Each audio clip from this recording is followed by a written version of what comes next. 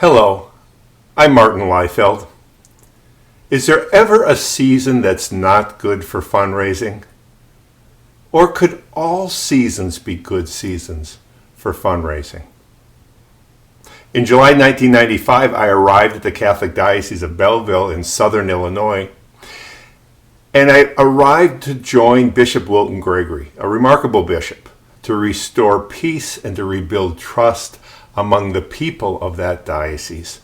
Because nearly 10% of the clergy, the priests and deacons, in the preceding several years had been removed from their places of ministry because of serious allegations of one form of misconduct or another.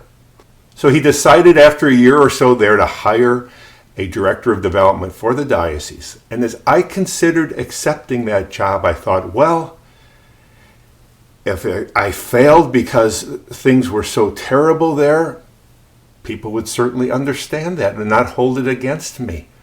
On the other hand, if I could bring success and help Bishop Gregory in restoring this diocese, what a story I would have to tell. So I took the position in July of 95, went to work, and during that 10 years, we went from a part-time employee to 7 full-time employees. We established a robust annual giving appeal. We established its first comprehensive campaign for that diocese. We created a number of giving societies that people gave generously to. And we eventually created the first foundation for that diocese, all of which was a remarkable opportunity for me to do good for others and to do good with this diocese and with this great bishop. Some years later, in August of 2008, I began working at my present job as Vice Chancellor for University Advancement for the University of Missouri-St. Louis in St. Louis, Missouri.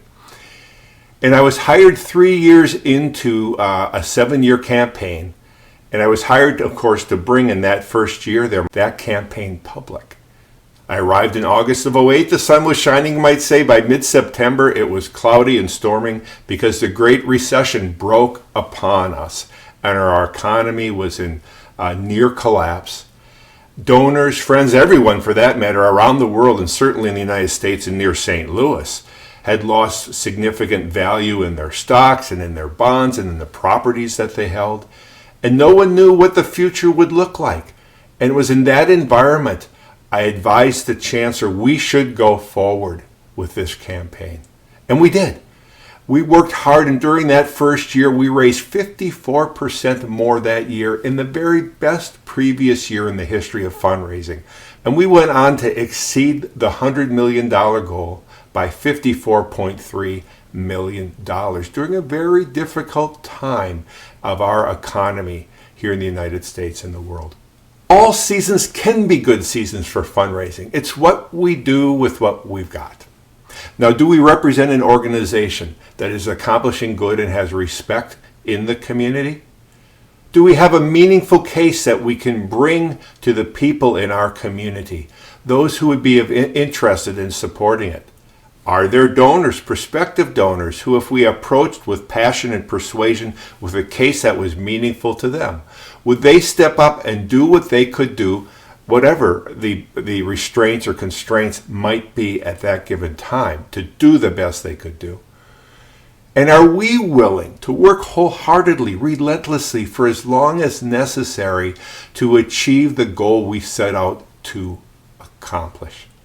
It's a marathon, after all, raising major gifts and undertaking great fundraising challenges, even more so during challenging fiscal times or other kinds of challenges.